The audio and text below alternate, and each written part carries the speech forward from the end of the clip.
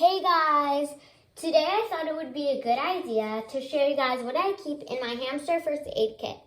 Before I start the video, I just want to make a huge disclaimer and say that a hamster first aid kit can never replace a vet appointment. It is just meant to help in a moment.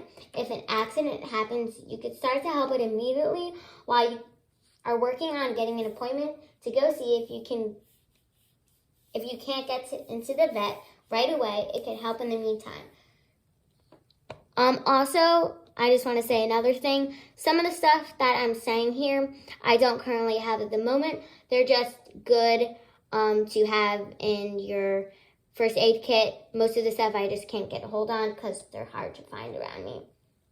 But the first thing that I have in my first aid kit are syringes without the needle. These can be have many different uses. One being obviously giving your hamster medication, but these can also be used to force feed your hamster any liquids, foods, or rehydration solution. Sorry about that.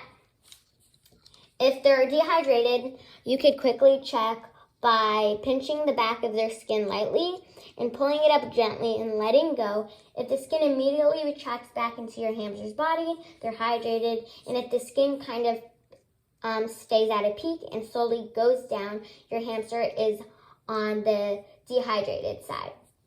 Also, keep in mind when you're syringe feeding your hamster, anything, you don't want to feed it from the front. You want to feed it from the side, because if you actually do feed it from the front, you could actually choke your hamster. The next thing that I have are some cotton pads and Q-tips. These can be useful for cleaning up any wounds if you need to, or if you need to apply any ointments. The next thing that I don't have right now, but is actually good to have, I don't know how to pronounce this very well, so don't mind my grammar, but it is Pedialyte Electrolyte. I think that's how you get it. So you want to make sure that you get an unflavored brand, and it's basically what it is it helps your hamster dehydration.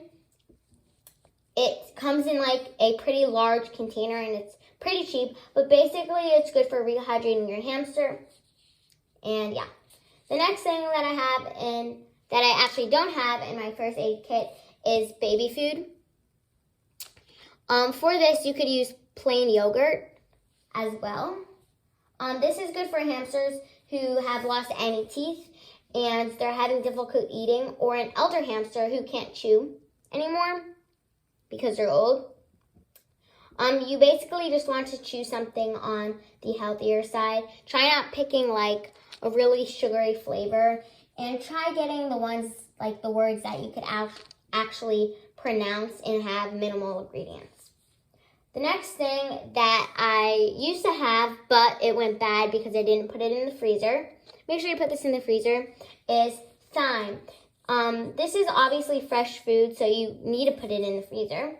And it's basically a herb that you can steam into tea, and it works as a disinfectant for wounds, as well as your hamster's, it can cure respiratory infections. This can really help if you're not able to get to the vet right away, and this could help in the meantime. Then the next thing that I have in my first aid kit is a electric heating pad. Here's what it looks like. As well as you should have hand warmers, which I don't have at the time. And you also want cooling pads, which is right here. You want ones that are kind of squared and kind of big. These could both help if your hamster is sick, because they're not going to have a ton of energy to keep its body temperature up. So it's really important that you should keep your hamster warm, and others can be very helpful.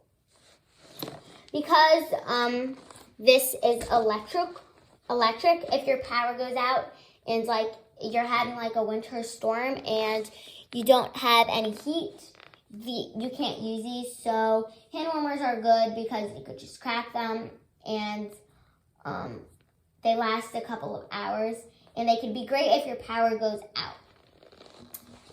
And you need to keep your hamster warm. Same goes for the cooling pads. These are good if you're having heat wave and your power goes out. And you need to keep your hamster cool. The next thing that I find really helpful and pretty important is a kitchen scale. This is for weighing your hamster. If your hamster is suddenly losing a lot of weight at a time or gaining a lot of weight, it can indicate that something is wrong with your hamster.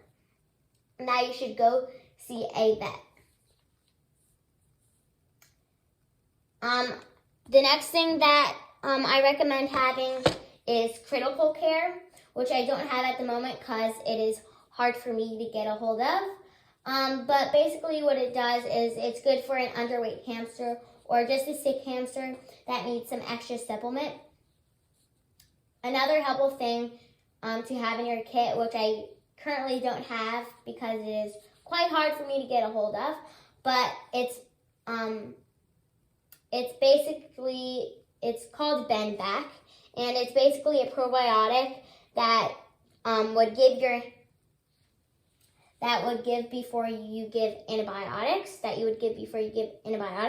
Yes, and it could be helpful with your hamster's gut because antibiotics can be really harsh on the gut. So if you can't get a hold of these, you can use plain yogurt as a replacement. And the last thing that you're going to want in a hamster first aid kit is to write down your regular vet's number as well as you have an emergency vet. Right there, number down a piece of paper and put this in your emergency kit. If something happens to your hamster and you're in a rush, this can be really easy to find. Oops, I was putting it the wrong way.